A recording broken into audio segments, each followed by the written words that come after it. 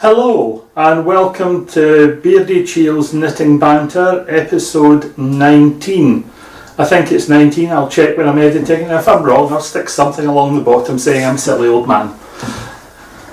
My name is John Glenn, better known as Beardychiel, and you'll find me as Beardychiel on Instagram, Facebook, Twitter and Ravelry. And you'll be able to catch me on email at beardychiel@gmail.com, and if you want to visit the website, it's www.beardychiel.uk. There's a short blog there, not a lot of entries in it. Oh, itchy nose, that's a bad sign. And what have I got to tell you? Well, for those of you who are visiting for the first time, welcome to Beardychiel's Knitting Banter. I hope you enjoy it. I will do my best to make it entertaining. For those of you who are returning, thank you so much for coming back and continuing to put your trust in me to provide some entertainment and some knitting information and some life information. And that's the hellos done. So, what we're going to do next? Well, I'm back to two cameras and I think we're doing reasonably well. So, on camera number 2, let me do a sort of since last time.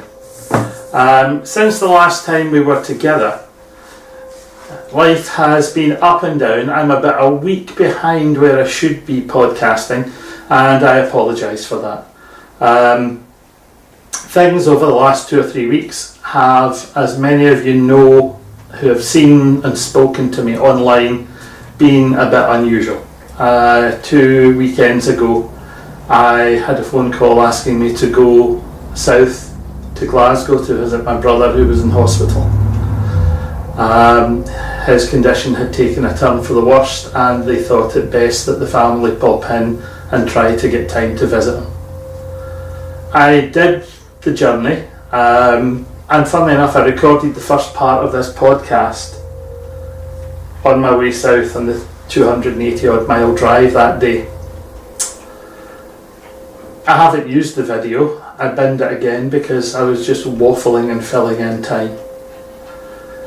I got to the hospital, went in, saw my brother briefly, spoke to my sister-in-law, my sister, his sons, and we had 15 minutes together before he sadly passed away.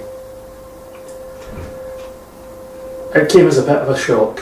He had been ill for a period of time, but his condition had sort of roller coastered up and down, and everyone thought, oh, he'll be absolutely fine, the same as he always is. But this time, his body just decided it wasn't going to play the game anymore. It had had enough. So, very peacefully, and surrounded by his family, he passed away.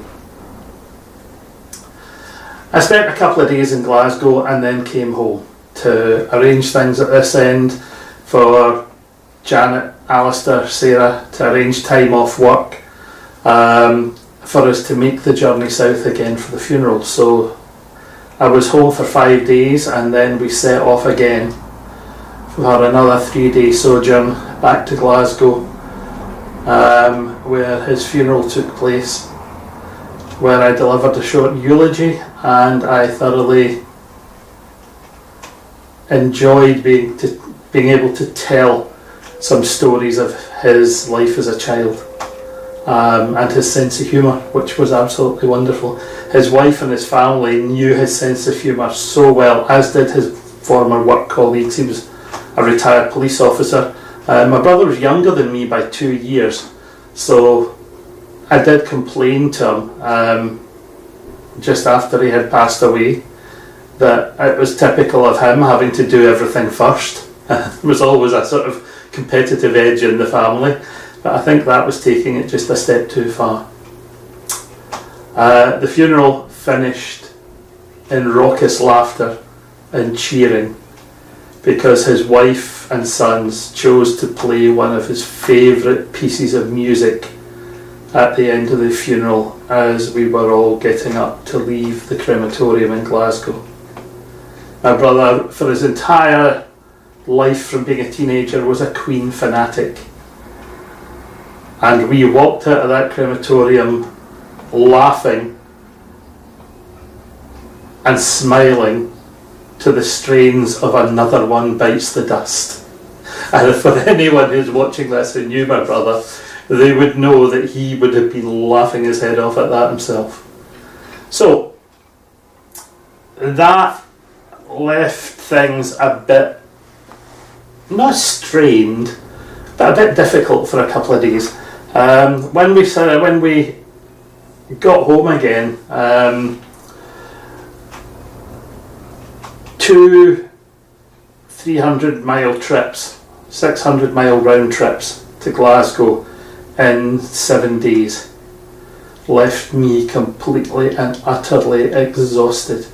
I basically lost a day and a bit after it, and I have to admit that in that time I felt like doing absolutely nothing.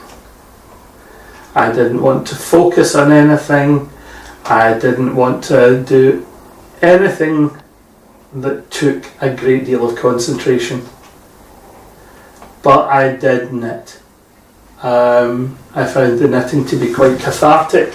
I found it to be a nice way of thinking about all the family members who have passed away, how knitting tied us all together, and how at the end of the day every single one of them had a really wonderful sense of humour, and they wanted to be celebrated, not mourned over, not cried over, but celebrated. And I thought, right, give yourself a kick at the backside and get on with your stupid old man.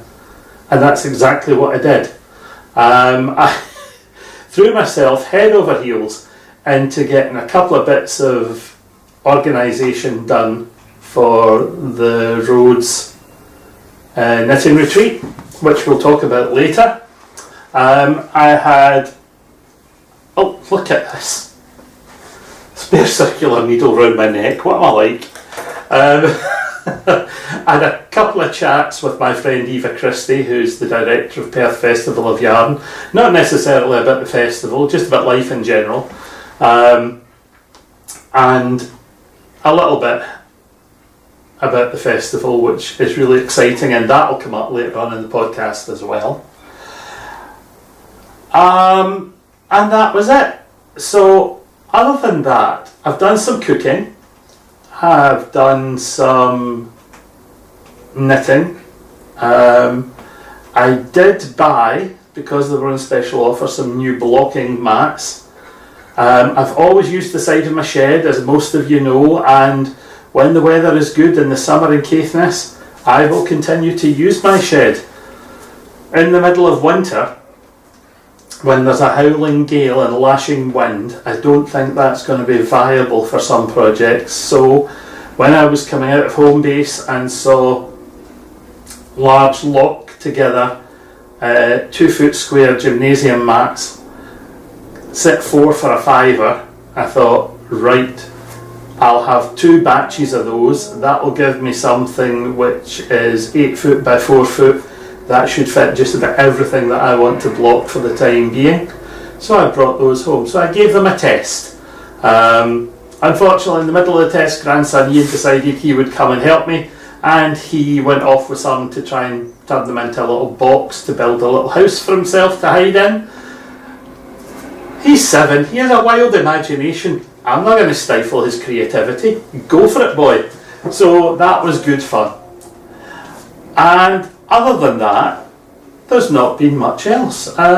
Did we have a trip to... Oh yes, Ian and I had a trip to the cinema to see the Emoji Movie.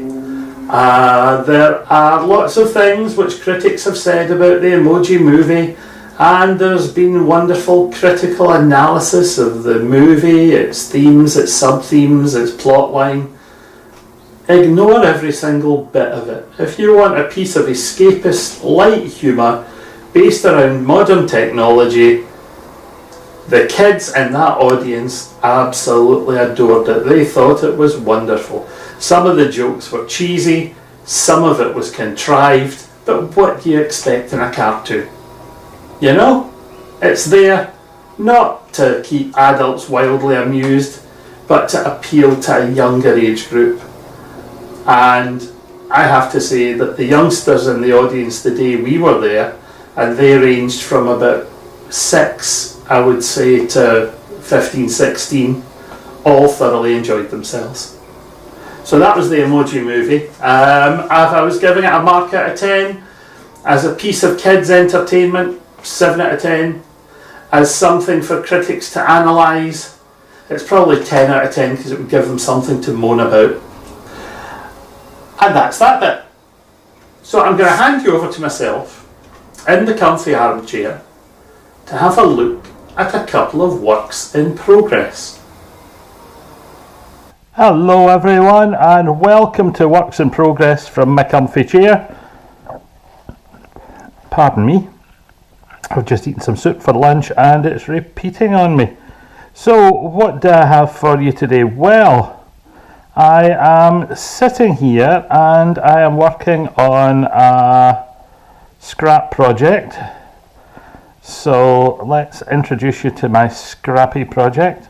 Works in progress, I only have 2 works in progress out at the moment, and a development project that isn't ready for you to see. So we'll look at the 2 whips, and oops, this is one of them. He says dropping a stitch. A couple of months back, you may remember that I started work on a scrap yarn project bag, and I knitted a chunky project bag just to use up some scrap yarn that I had left. And I thought, you know something, I really enjoyed that. It produced a nice project bag which I've enjoyed working with. I've got lots of bits of 4-ply or fingering weight yarn sitting. Seems a pity not to do something with that as well. So here we go.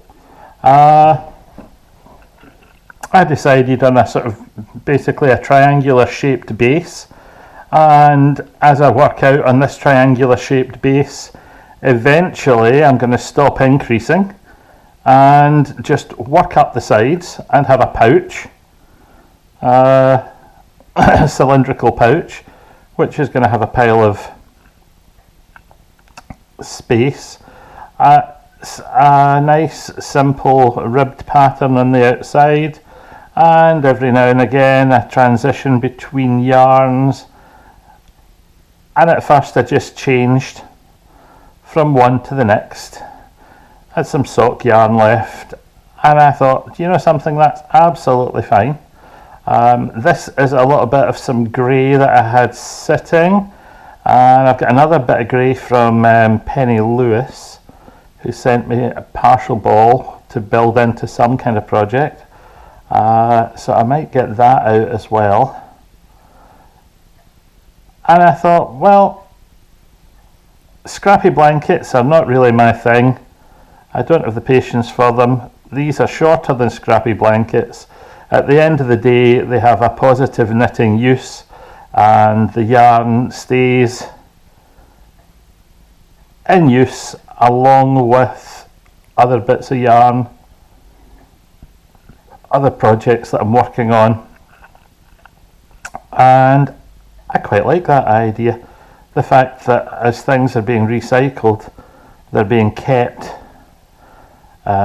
as yarn, they're being kept in yarn-based projects. So for me, that's a nice thing. This isn't quite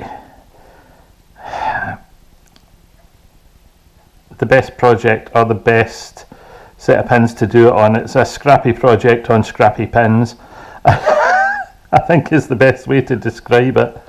It's my scrappy yarn project being knitted on scrappy pins, and I don't mind that at all. It's fine by me.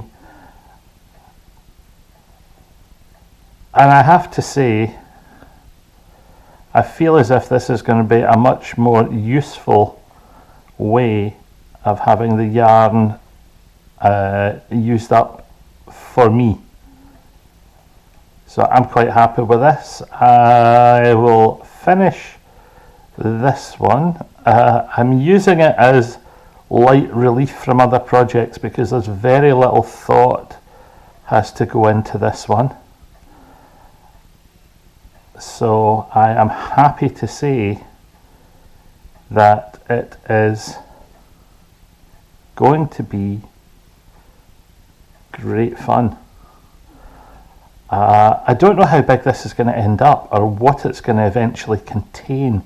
That's something I haven't worked out yet now. That's me. I'm at the increased stage here, so we will just make a stitch very quickly. We'll lift a loop and knit into the back of it.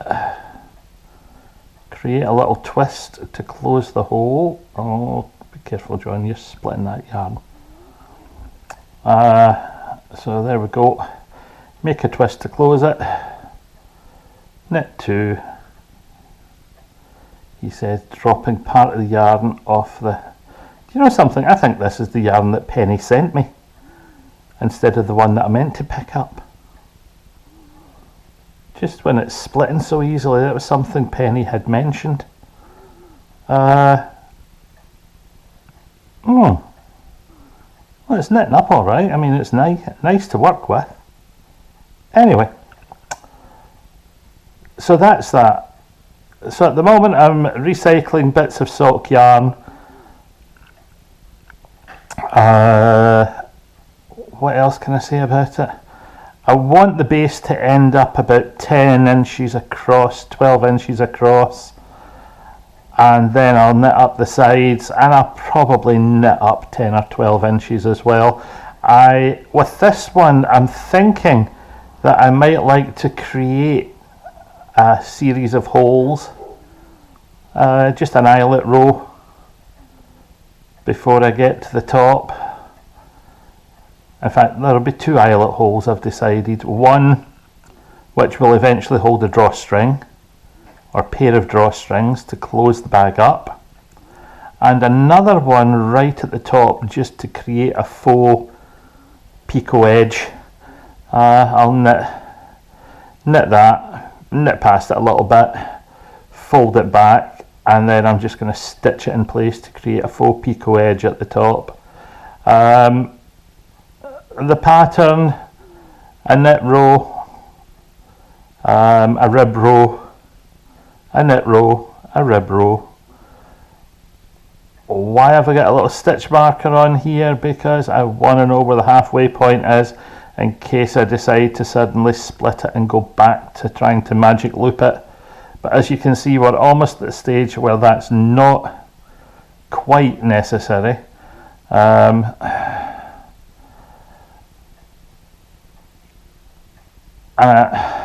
I'm loath, I have to admit, I am loath to keep working on this and magic loop half and half with such a lousy circular needle, because all my nice circular needles are stuck in other projects. And since this is just a sort of scrappy yarn project, having scrappy needle in it is fine. I did have DPNs in it until it got to a size where it was too big for the 6-inch DPNs that I was using, so I've swapped it onto this and it'll be fine on here, absolutely fine. I'm not going to waste any more time on it during the podcast. He says just as he gets to another increase, so let's just get that increase done and out of the way, and that'll be a perfect place to stop. This particular ribbed pattern is one which I love. I love it for bits of socks. I love it. I love using this for the heel-on socks. It gives me a nice thick fabric without worrying too much about having to create a lot of slip stitches. And when you're working something like a short row heel, having a slightly thicker pattern like this to add a bit of texture to the heel is quite useful sometimes. It's sometimes easier than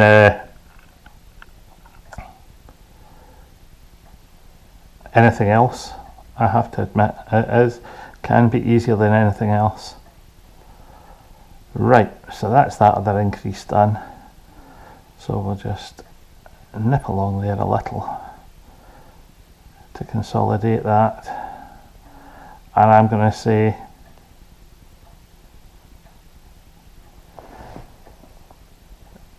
scrappy project bag coming on nicely. Welcome back, folks, and we are back to my brioche sock pattern in development. I've been doing a little bit on this and leaving it, and a little bit and leaving it, so it's just straight 2-colour brioche on the sole, an ordinary toe up Judy's Magic cast on toe, then a massive stitch reduction, as you can imagine, to get to this bit. And if you'll excuse me, I am just about to get a little bit of work done on here, and I've got the yarn in the wrong place. That was clever. So let's just move that yarn. Now, which row is this? I've forgotten which row of the pattern I'm working on. Isn't that wonderful? What a stupid man. That was a join row. This, oh right, so I know what this is now. So this one, this time, is going to start to go back the other way. So we have,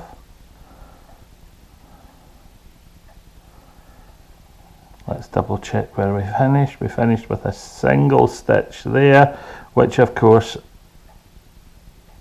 will it be requiring a yarn over? Look at it, and there's a yarn over a stitch, and there should be a yarn over, so it does come from there. Now we're going to increase into this one, so we're going to knit, yarn over, and he says clumsily yarn over and knit all into the one stitch, and then we're going to slip, bark, slip, bark, slip, and this is where the fun starts.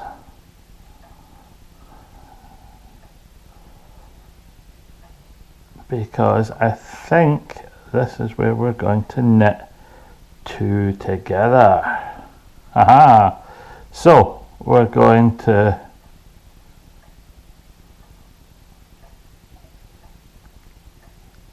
slip, and then we're going to knit 3 together.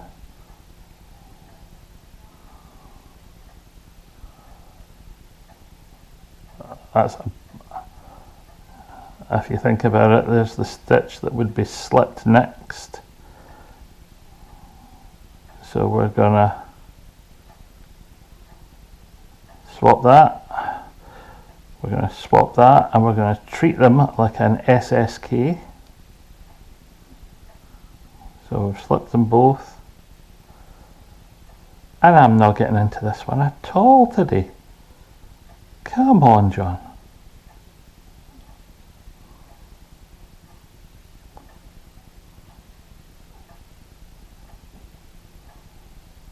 Splitting yarn, doing all sorts of crazy things today. That's better.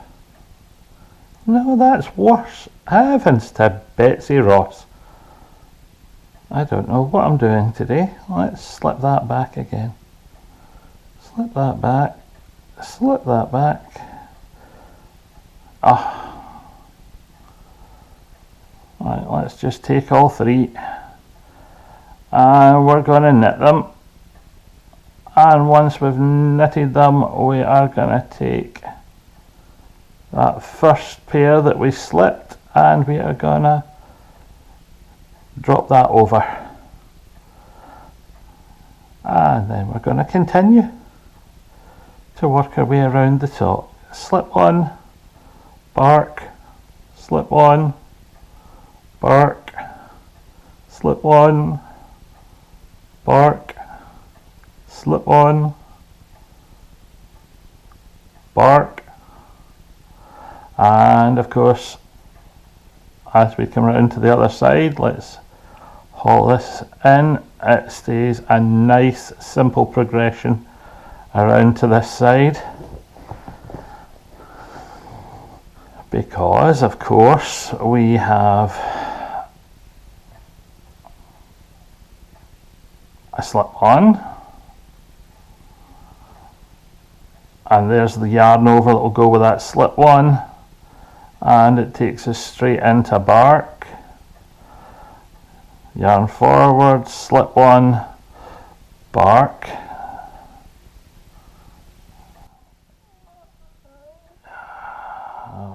oh here, look at this, for some reason I've knitted that one and finished that off by knitting it. Stupid man. That should be there. There. It's funny how when you're working away in brioche, you occasionally get times when you're creating that stitch, and instead of leaving it in that position, you just automatically knit it. It's especially, I find that especially on the purl side. Not so much on the knit side, but I do tend to do it on the purl side. Now, of course, because this is two colour brioche, I'm getting to the end of the one colour pass. Now, of course, we've got two things to go together here, and that finishes that off. We're about to change colour, so excuse me, get the two yarns in the right place, and I've just knitted with that, so I'm going to drop that one. I'm going to bring the other yarn onto my hand ready to use, because the second pass, and this is the second half of that row, is going to use the darker yarn. So its first job, pardon me,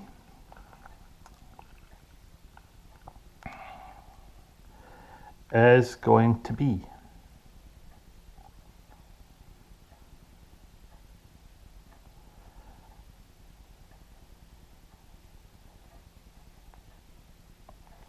a yarn over, and then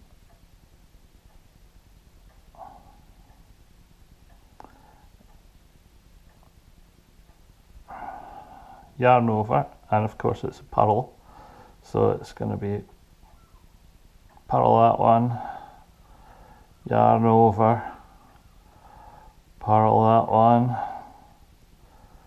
yarn over, purl that one, yarn over,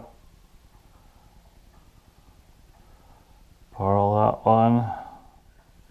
Zag has started to zig back in the other direction now. So I'll do this, I'll do the second half of this colour round, and then that'll be me ready to go back to another brioche pattern round, and we'll keep that zigzag moving up the front of the sock until we get to the ankle. And when we get to the ankle, we're going to swap from two colour brioche back to a normal stitch count for the heel, and we are going to work a bog standard heel. Now, so far, I'm hoping that this is going to be coming out in my own size, and I am finding that it's quite voluminous. Well, it's not voluminous, but in terms of socks, if it fits my hand, it's going to fit my foot quite happily. So that is just about nice for me. I'm going to be happy with that when it is a finished sock. And that's all I'm going to do today. Come back a little later and I'll show you what the finished item looks like. A little bit of Tunisian crochet entrelac. You know that I've been working with some mohair and some chunky recently, and there was some left over, so appropriate sized Tunisian crochet hook, and started with, pardon me, the chunky that I used for the hooded shawl, and then some of the mohair, coloured mohair. There was about half a ball left from the wobbly square shawl, and that's off to a nice little start. I will probably stick another of the camel colour around it, and maybe another one, one more of the mohair around that. And again, scrappy blanket style. This is going to grow until it's big enough to fold over and become some kind of project bag or something. There is a way of filling in these corners, so I will fill them in and we will just see how it goes. I don't know whether to keep it that way up. I mean, starting with 3 was probably a bit big proportionally for what I want. So we'll just see how it goes. It is possible for me to just tag on to either side and keep it at that width. And probably just do 1, 2, 3, 1, 2, 3, and then some more mohair top and bottom if I want. And eventually it would fold in half that way and be stitched up to become some kind of project bag, and I'd be perfectly happy with that. Again, I abhor waste, so other ways of picking up bits of waste and turning them into something, that was about an hour's work just to see how it was going to look. I'm relatively happy with it. I've kept the crochet hook handy in case anyone's wondering. Yeah, it's like having a circular needle with a crochet hook on the end. It's just a big long plastic cord, and I picked up a set of these on eBay for £3 or £4 just to experiment with. They weren't incredibly expensive. They came from the Far East. They do their job perfectly well, and I'll let you see how this gets on sometime in the next couple of weeks.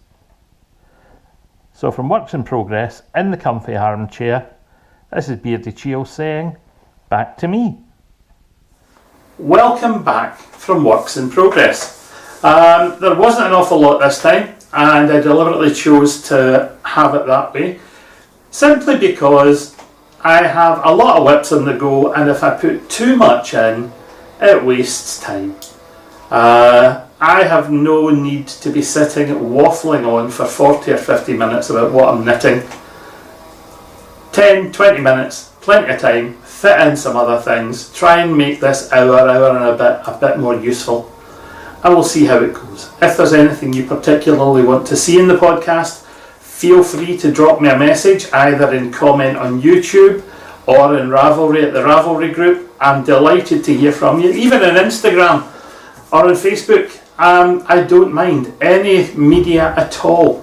Feel free to get in touch. Next bit of the podcast is Beardychiel's Rhodes Retreat 2018.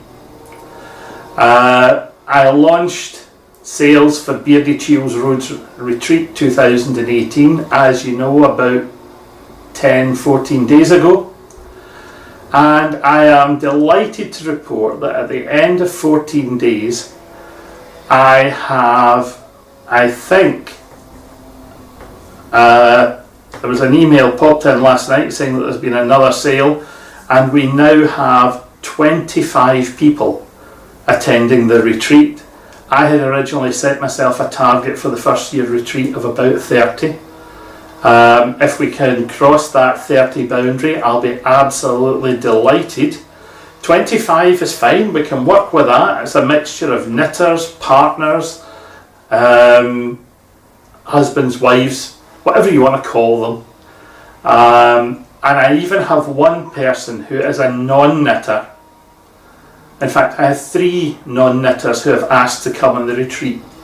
One has asked to come because she's a very, very keen photographer and would like the opportunity to photograph the area, and if there's a chance to work with the knitters on some of the things that they're working on, or any finished objects or any knitting items they have with them, that'll build her experience. She'll be absolutely delighted with that.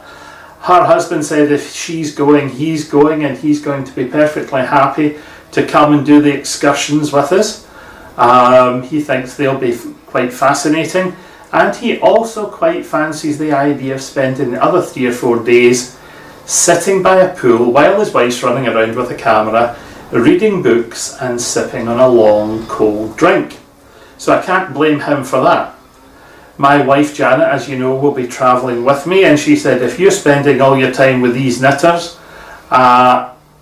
I don't know what I'm going to do. I might just knit, I might just read. And she was talking about it in work, and one of her friends, Karen, said, "Oh right, so John will be busy some of the time. Why don't I just come with you as well?" She said, "I don't knit really well or anything, but you and I could just go and wander and do things and leave John to get on with it."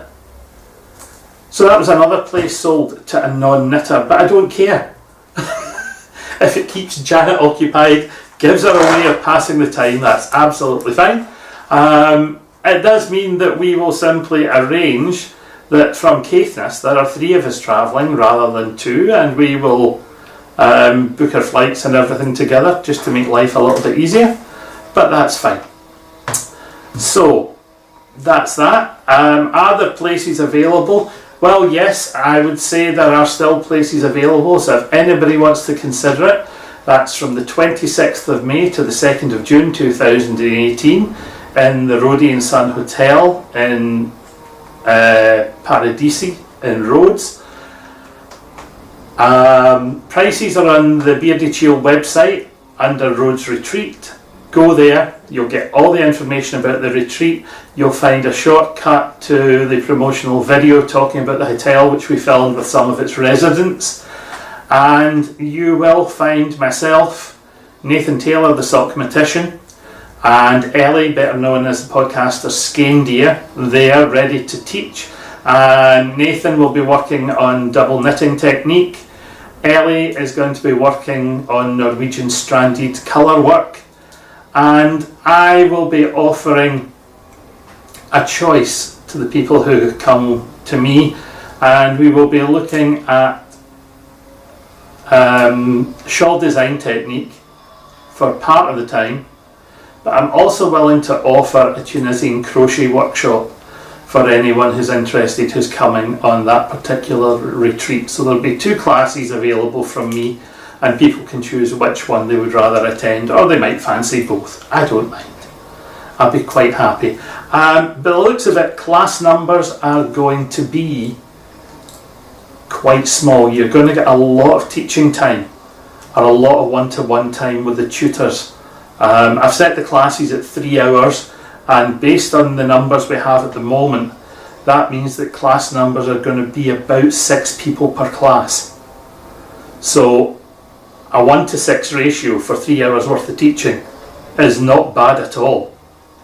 You're going to be able to ask a lot of questions, get a massive amount of work done, and I am quite happy with that if that's the way numbers stay. If numbers go up, I won't let it get above, say, 12 to 14 per class. I think that would be more than enough. So we're about halfway on class size. We can take some more. As I say, please feel free to go on, tell us you're coming. There is a facility on the website to go in, instantly pay your deposit and secure your place. If you want to secure a place and you want to delay paying until the end of the month when the wages come in or something, email me and let me know that's what you're doing, so that I can leave the booking sitting there and wait for the end of the month to check the bank and then confirm that everything has happened the way you want it to. Anything else on Rhodes? I think that's it for the time being. As the summer progresses, I will speak to both Nathan and Ellie, and rough outlines for class content will be added to the website. For those of you who are going to Rhodes, there is a Rhodes retreat thread on Beardychiel's Ravelry group. So if you want to pop in and talk to the people who are going, ask questions, go right ahead. I know that both of our tutors have already been in. I know that Nathan has posted how excited he is about the entire trip, so that's absolutely wonderful. And I'm going to finish that bit there, sitting here fiddling with a piece of plastic. I don't know, what am I like? Let's swap back to this camera for the next bit. Finished objects. There are two finished objects, really. Finished object number one is the cotton tank top to us Brits, or vest top to the Americans, that I've been working on for grandson number two, Ruben. I finished it the other day and I took it round to let him check it and try it for size. Poor little devil had the cold, wasn't in the mood for trying it on, so I just left it with his mum and dad and said he can try it on eventually. And I came home and I set up for this podcast, and then I realised I hadn't photographed the blasted thing, which is unusual for me.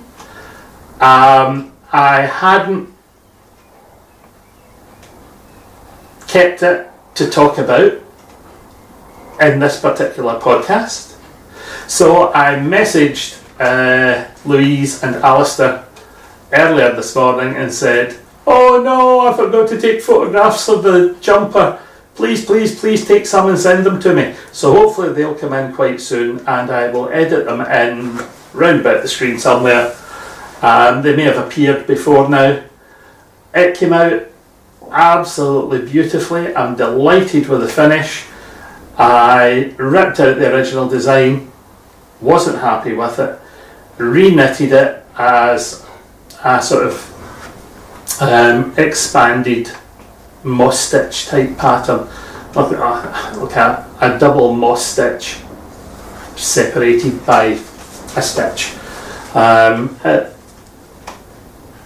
It did come out doing exactly what I wanted to do. It was a moss stitch spread over 5 rows, 3 sets of over a 5-row pattern, 3 sets of knit one, purl one, and that did give me the very slight texture I wanted to make that particular cotton a little more interesting.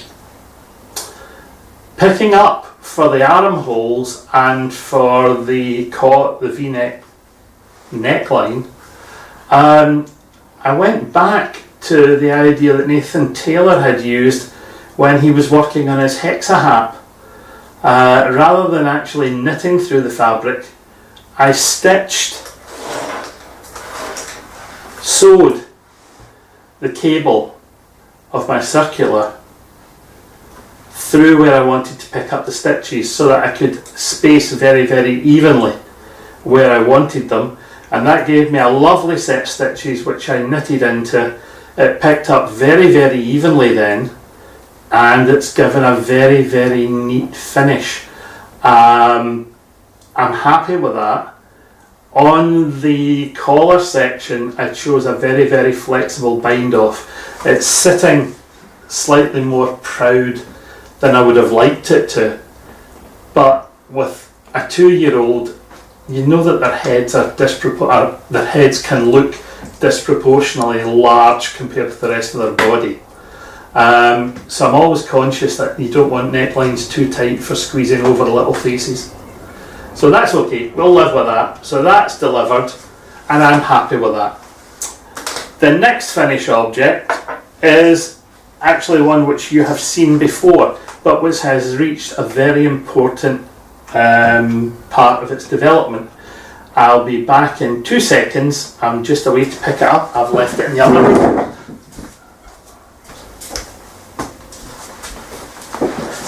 I'm back. Right. Beardychiel's sequin socks number 3. If you remember them, these were the 3rd in the series of short sequence pattern socks that I had decided I was going to make.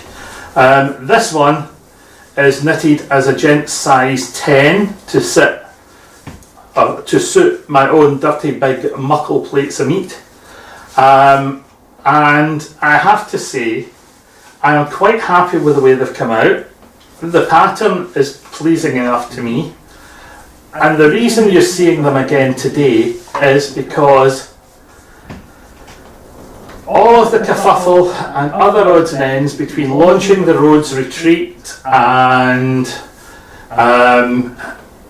getting things ready for myself for Perth, and planning my class for teaching at Perth, and things with the family and the recent trips to Glasgow, I had not finished the pattern for these. So the pattern for these has now been completely written, and it has gone out for test knitting. So one copy has gone to Penny Bilton, my regular test knitter. I still have another copy. I love the way they smell when they've just come out the wash. It's wonderful. The other test knit hasn't been allocated to anyone yet. I'll do that later today. I think there are about 5 test knitters volunteered in the Ravelry group and haven't had anything requested of them yet. So one of them is going to get a nice little email later today. When the power system locally settles down, we've had our electrical power blip on and off about a dozen times this morning. So things like PC working away beautifully, and the next thing you know it goes and then restarts itself. And I wondered, I thought my PC was in the blink at first, and I came through and thought I'd watch the TV for a little while, and the TV did the same thing, and I thought, oh, that's wonderful. And then the router started to do the same thing, and then it all suddenly made sense. Janet came home from work and said, their entire network's been doing the same thing, it's a mains power fault. So since the camera is battery powered, and camera number 1 is also battery powered, it made sense to do the recording today. So, keep your eyes open. Beardychiel sequin sock pattern number 3 should hit Ravelry in the next few days. I did receive a lovely ball of yarn from Eva Christie, and I also received a cone of yarn, and I also did some yarn buying. So I'm going to hand over to myself now and let you have a little look at stash enhancement. In case you're wondering, folks, this is how I check what I'm doing. There I am on a camera, in a camera, in a camera, so that I check what's on the GoPro on my head by looking at it in a camera. Now, this isn't something I was planning to pop into this part of the show, but I was out the other day, and yesterday in fact, and I had taken, keep that covered you silly man, I had taken some Perth Festival of Yarn flyers into my local yarn store, Elizabeth's in Thurso. And while I was there, they had a reduced to clear bin. Now, reduced to clear bin and the average knitter should never be put together, because you inevitably come away with something that you don't need. So, stash enhancement. Unexpected stash enhancement. First thing I spotted was this ball of King Cole zigzag, 4-ply, suitable for socks. And as you know, I have a mama and baby in the family, where baby is going to be female as well. And I looked at the colours in this and I thought, another pair of ankle socks for Mama, and another pair of vanilla baby socks in these colours for the little one. Could be great fun. It's 75 superwash wool, 25 nylon, 460 yards, 420 metres, 100 grams, King Cole Limited. And I've used King Cole Zigzag before. It's pleasant enough as sock yarns go. Once it's had a wash, it blooms a little, and once it's got some fabric softener in it, it's going to be absolutely fine as a pair of baby socks and a pair of Mama socks. So that is stash enhancement number 1. That was beside the reduced bin, but not reduced. That was quite a reasonable price, I thought. But this lot, he says, grabbing one of each colour, was reduced. And this is, where are we? Sublime Tweed Double Knitting, and it's 60% wool, 40% cotton. And I looked at these colours and I thought, those are really nice. It's nice and squidgy. The wool and cotton mix is quite pleasant, and I just liked the combination of the colours. I thought those two could work really well together. Those two could work really well together. Those two would work really well together. And even swapping them round to yet another combination. The green and the grey would work well together, because the tweed flecks in every one reflect the colours in the other balls. So to get transitions between them would be nice and straightforward. So I brought 100 grams of each colour, and I haven't the foggiest what I'm going to turn them into yet. Some form of DK weight stranded work, lace work, slip stitch pattern work. I'm undecided, but it was a reasonable price. I really loved the colours, and the idea of having it cotton and wool with no synthetic in it appealed to me. So watch this space and we'll see this reappear as something else in the not so distant future.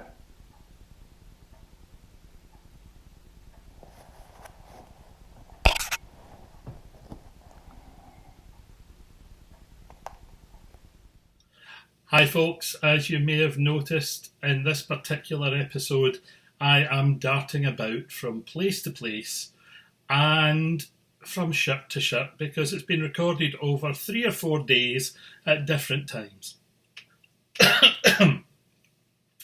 This is the second part of stash enhancement, and as I said earlier, in the midst of my trip to Glasgow, in case I've never introduced this part of the house before, Beardychiel's PC lives at the back of what once was a dining room and is now a kitchen storeroom. So, spices and Chinese ingredients, air fryer, spare bottles of beer,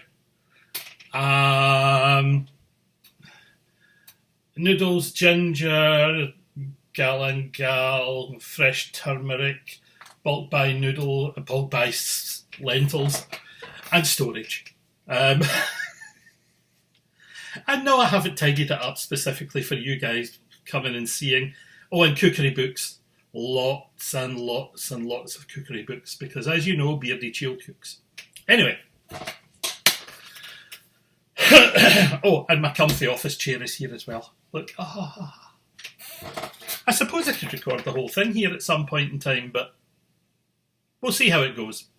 We're recording on the camera on the Mac today, so I've never done this bit before. This will be a novelty. Stash enhancement number 1. Sirdar's Heart and Soul. Sock yarn.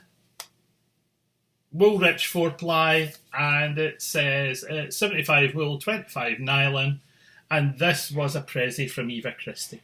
She met me on my way back from my first trip to Glasgow, and as a little bit of a cheer up for me, she had this and my Perth Festival of Yarn t-shirt and something else. And I have to say, she said to me when she gave it to me, maybe this will do for your next sequin socks. And you know something? It has great potential for the next sequin socks. But sequin sock number 4 is already on the go. So this will become sequin sock number 5 eventually. I don't know what sequin sock number 5. Oh, look at that. I've just found a knot in it. Hey, lovely. Oh, at least it's... Okay, that's an easy to get out. That's not going to be a problem. So that's that one. And it's quite squishy. I love the colours. I think those colours are going to be quite nice. They're quite... I love the sort of muted effect. They're not just too much in your face. They're going to make a nice set of sensible socks. Now, whether it's going to be a stripe, I think it'll come out as a striping. We'll wait and see. So that was number 1. Number 2 was this beastie. 750 grams of 3-stranded... See how good this camera is.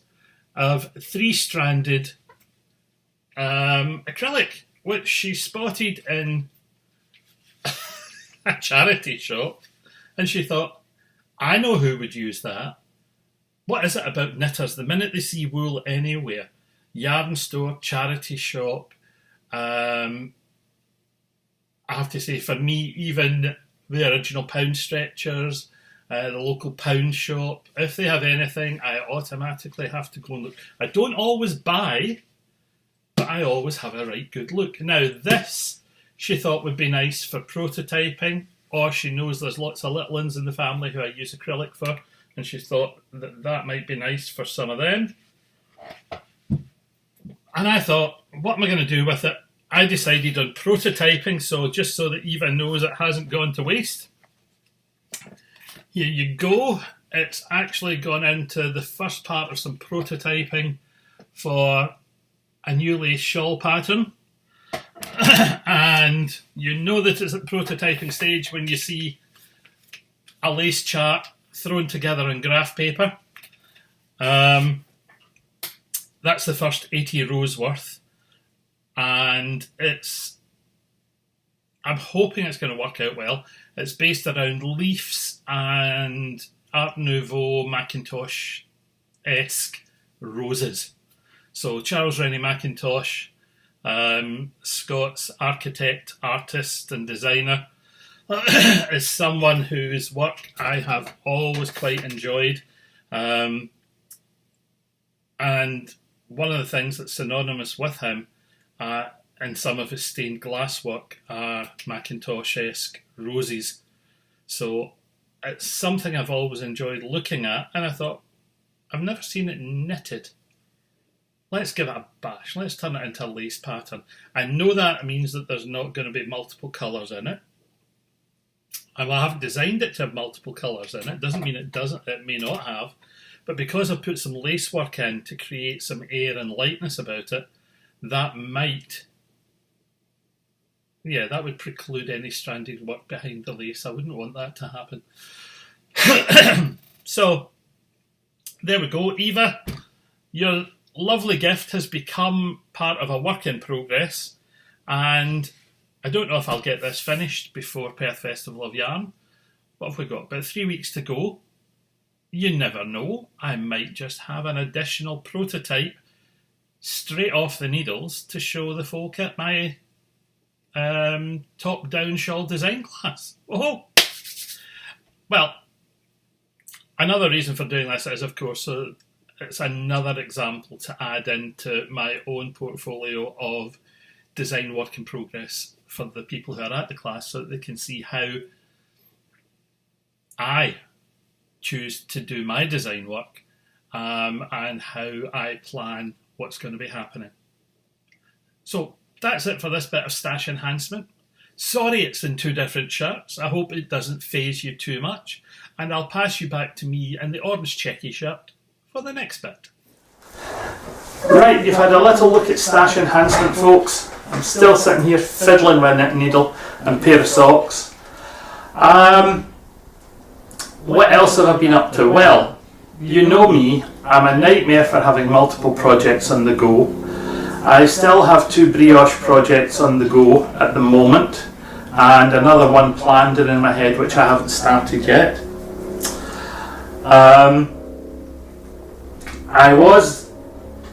I did have a baby project which I finished off, and I started another one. I need to finish that quite quickly because niece is due to deliver soon.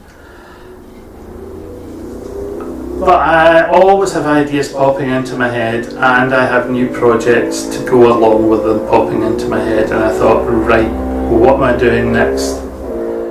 And what else have I got as a new project? Yes, Sequin Socks number 3 being finished. Ideas for Sequin Socks number 4 are underway as well. Now, all the Sequin Socks to date have had a couple of things in common.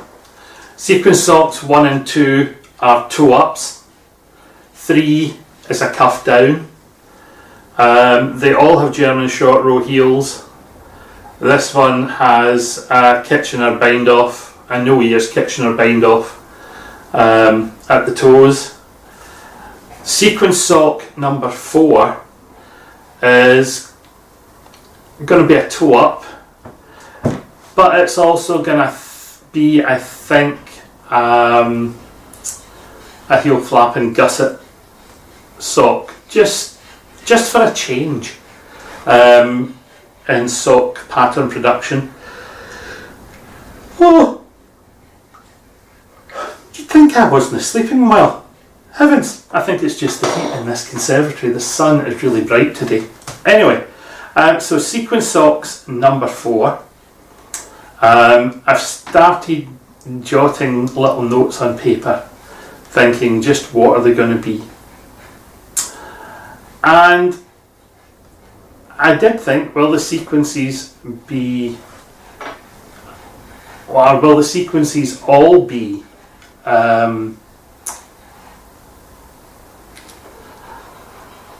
knit and purl combinations?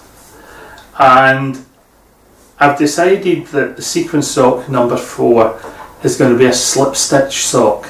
So the pattern built into Sequin Sock number 4 will be a slip stitch pattern. Haven't decided which slip stitch pattern, but I'm looking through some and will wake up. Oh, see if I fall asleep here doing this. Someone phone me. Up to the time it's uploaded, I'll probably be awake again. So that's that one. Sequin Sock number 4 in development. 6 segment shawl in development. Janet's brioche shawl is coming on slowly and steadily. I'll show you that in the next podcast so you can see that it's moved on to its second pattern and it's making progress.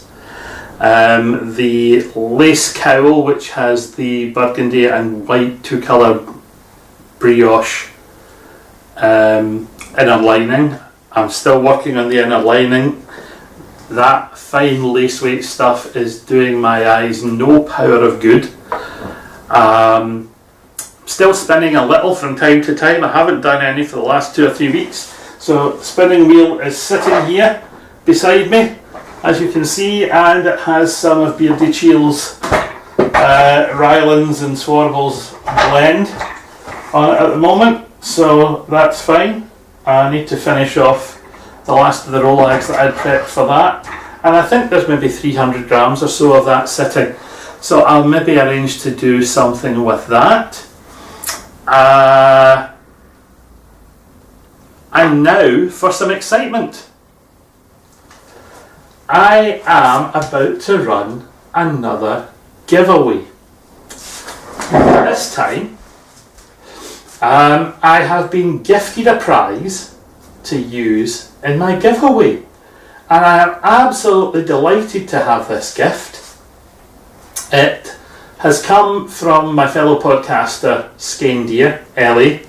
And Ellie has just launched her Norwegian mitten club, where she has published a series of patterns, and those are forming part of a mitten club knit along in her podcast. And she has very kindly gifted me 2 copies of the set of patterns. One for me, which I'm absolutely delighted about, and one to use as a giveaway. Well, the last giveaway I ran was my 700 subscriber giveaway. So logically it would make sense that when I get to 800 subscribers I should maybe consider doing the same again. Well, from 700 to 800 was 4 weeks. We're now at about 835 subscribers, and I am astonished. Thank you all so much for the confidence again that you've shown in me. So the 800 subscriber giveaway from me is a prize donated very kindly by Skandia, and it is her Mitten Club set of patterns. The winner of this one will be given the information, Ravelry information, will be passed on to Ellie, and Ellie will arrange to gift the set of patterns to you. Mine have already downloaded and I've had a flick through it, and they are really exciting. And she has arranged them so that if it's something you haven't done before, as you work through them, they become progressively more and more complicated. And they are stunning designs. I have to compliment her on her design work. They are really, really nice. And I do have some yarn that I was keeping specifically for mittens sitting. The Ask Norwegian yarn, which I bought earlier in the year, is still sitting on my stash shelves ready to go. I'm really, really excited for that. So, how do you get to participate in this one? Well, it's really, really simple. You have to like and subscribe to the YouTube channel, obviously, because it's a subscriber giveaway. And I would then ask that you go to Ravelry, to the giveaway thread in Ravelry, and you will see it. 800 subscriber mitten giveaway. And in there, I want you to tell me a story, and a great one for hearing people's knitting stories, or holiday stories and things. The last one was holiday stories. This one I'm going to ask you about a knitting story. I want you to tell me about something which you knitted which made your face light up with pride when you saw it finished, or something which drove you to distraction. So it's either absolute joy, knitting joy, or knitting horror. So either a knitting joy story or a knitting horror story. And there are going to be 2 prizes. Ellie has donated 1, so that's prize number 1. Prize number 2 will be the pattern for sequin socks number 3. A copy of that one will go off to the runner-up, although I should say you're both winners if you're getting one of my patterns. But no, set of patterns for first place, sequin socks number 3 for the runner-up, horror story or rejoicing story, post it in Ravelry, and I will ask Ellie to join me in reading through them, and we are going to choose them. We're not going to use a random number generator. We're going to read them, and then we're going to say this is the winner because, this is the runner-up because. And that's that one. So, giveaway is done. I'm coming back to this camera for the rest of the podcast. And before I do, I have a job that I have to carry out in the next room. So excuse me for a couple of seconds. I will be back.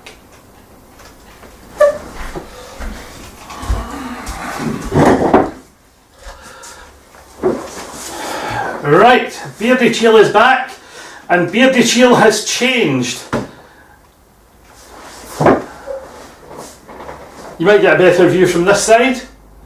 Beardychiel is wearing his Perth Festival of Yarn t-shirt, courtesy of Eva, and thank you Eva very much indeed. 10th of September, 11am to 5pm, the Dewar Centre, Perth, and on the back a list of vendors and tutors, including Beardychiel and Nathan Taylor and a crowd of other folk, and it's absolutely wonderful. I did tell her I would wear it for the podcast, and then I thought, do you know something? I'm not going to, oh, itchy forehead.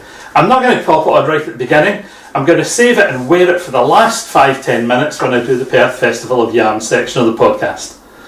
I will wear it at the festival, so you can expect to see me in it there, and I am absolutely delighted that Eva was kind enough to invite me to be part of the Perth Festival of Yarn team and to help the way I have. It's been absolutely brilliant fun for the second year in a row.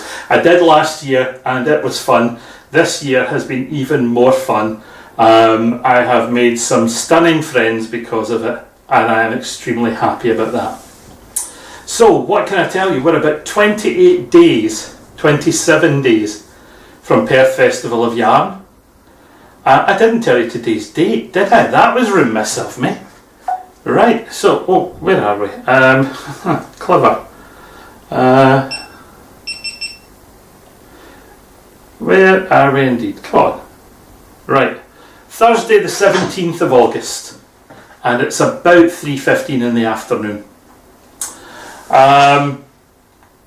So Perth Festival of Yarn, 28 days to go, and it's getting really, really exciting.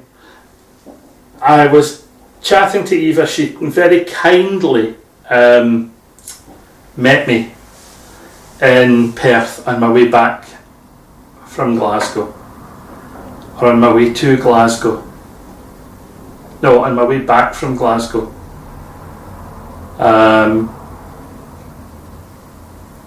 The weekend that Walter died, and she met me for lunch, and she really put a smile on my face and helped me get past being in a dark place, and for that, Eva, thank you very much indeed.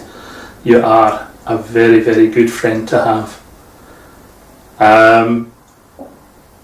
And we chatted away, and this t-shirt was sitting in a bag waiting for me, along with the wool from the stash enhancement, and I was absolutely delighted. And as we do, we chat online from time to time, and we exchange emails, and we exchange the odd tweet on Twitter, and we catch up on Messenger, and we in fact, sometimes I have better conversations with Eva than I do with Janet, because Janet's at work. I shouldn't admit that, I'll probably get a row. Well, we have better conversations about knitting. I have to say, we do have better conversations about knitting sometimes than I do with Janet. So, 28 days to go, and we were having a conversation about how classes are going. I'm pleased to say that my shawl design class has sold reasonably well for a first class at Perth. I haven't hit the 10 yet, I'm just under 10 attendees, I think. So there's still space left. If you want to come and take part in that one, please get on the Perth Festival of the Yarn website.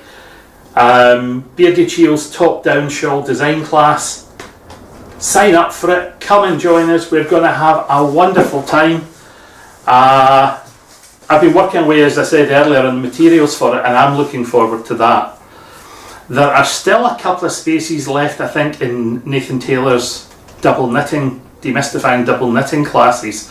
So if you've been waiting for spaces and something like that coming up, I know that Nathan is away on his summer holidays at the moment, so he won't be able to pass this information on.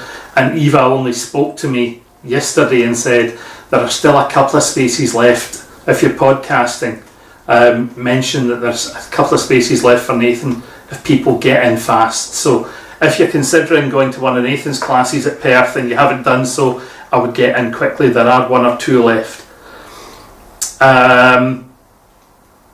Of course, I'm not mentioning any of the other tutors, but I believe there are still spaces for Maddie Harvey's Introduction to Shawl Knitting, Sarah Berry's Waldorf Dolls, her Fingerless Mittens in the Round class also still have spaces. Janet Renouf Miller's spinning classes have spaces. Rigid Heddle Loom Weaving still has a little bit of space, and I don't know what the uptake has been for the Introduction to Crochet class. I must ask about that the next time I'm speaking to Eva and find out, but I'm told that everything is ticking over nicely. Ticket sales continue day by day by day. She says there hasn't been a day gone by that there hasn't been something in terms of ticket sales for her. She's been really quite busy. I know that she's been working on the layout and floor plan for the main festival village on the Sunday, and she was very excited about that, and that sounds as if it's going to be absolutely wonderful. What else was there? Oh yeah, the Podcasters Lounge. Lagenfeld Studio have sponsored the Podcasters Lounge, and I believe, talking to Eva yesterday, I think there are about 18. I think she said it was about 18 podcasters, either nationally or internationally, who are coming along to be in the Podcasters Lounge at some point in time. So if you're a podcaster and you're planning to come to Perth and you haven't been in touch, get onto the website, pick up the email address, and let Eva know that you're planning to come along, so that she can add you to our list of folk who will be attending. Because it's one of those things which a lot of the people who come to these events like the chance to come and meet podcasters face to face and say, I've been watching, tell me about such and such a project, or thank you for podcasting, it's helped me with something, or it's nice to know that people are sharing experiences that are so similar. Some of the conversations I've had with people over the last year and a half when I've been at events like this have been absolutely fantastic. So that's that.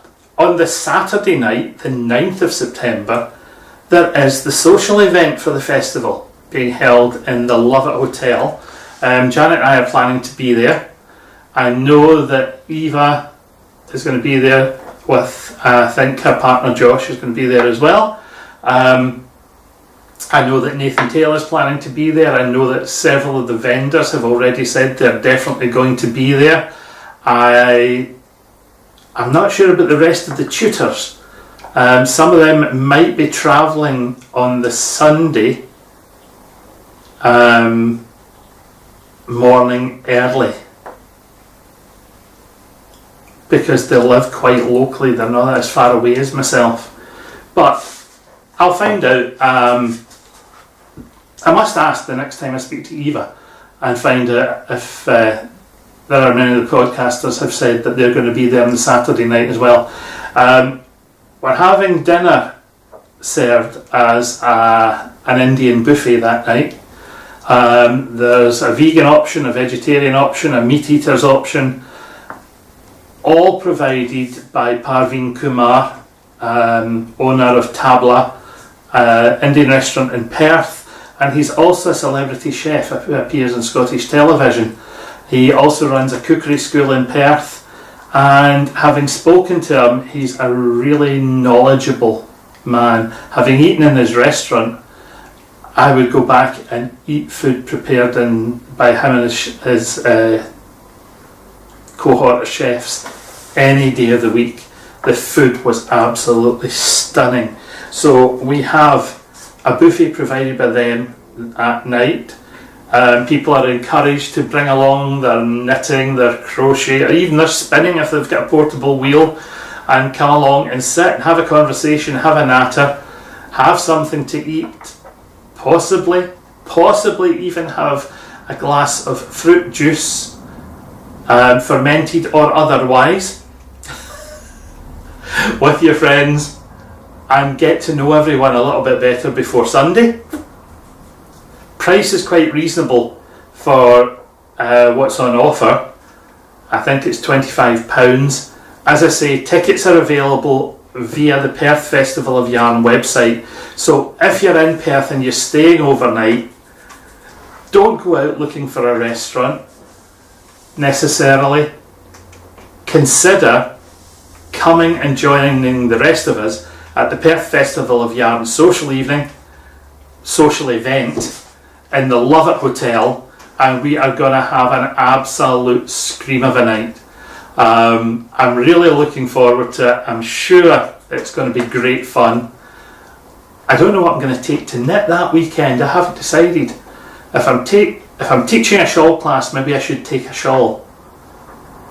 Conversely, if I'm teaching a shawl class, maybe I should take something smaller, like a pair of socks or a hat. I haven't decided yet. But anyway, Perth Festival of Yarn, 9th and 10th of September for classes, 10th of September for the main festival in Festival Village. Be there or be garter stitch, because the folk are there going to be much cooler. They're going to be stocking stitch, unless of course you like garter stitch. And now I'm just warbling for the sake of it, but I look forward to seeing a lot of you there. I know from messages on Instagram and things that there are a lot of people who were at last year's event are going back this year. I'm looking forward to catching up with them. And there are some people who weren't at last year's, who heard so much about it, have already booked in advance for this year's. And I look forward to catching up with them as well. That's everything I have for this time. Thank you very much for listening. I hope you enjoy the podcast. I hope you've enjoyed the little bit of works in progress, the little bit of stash enhancement, the little bit of finished objects, and the general warbling and sales pitch for the Rhodes retreat and for Perth Festival of Yarn. And why do I go on about them? Rhodes, because I have a vested interest in making it a success. Perth, because I've been involved with Eva for 2 years, helping her. And it has such an amazingly good atmosphere. That's what makes Perth a wonderful festival for me, the atmosphere. So please don't miss it, come along, you'll have a wonderful time. And I think for me today, I'm going to say that's everything. Thanks again for watching. Keep healthy, keep knitting. Cheerio.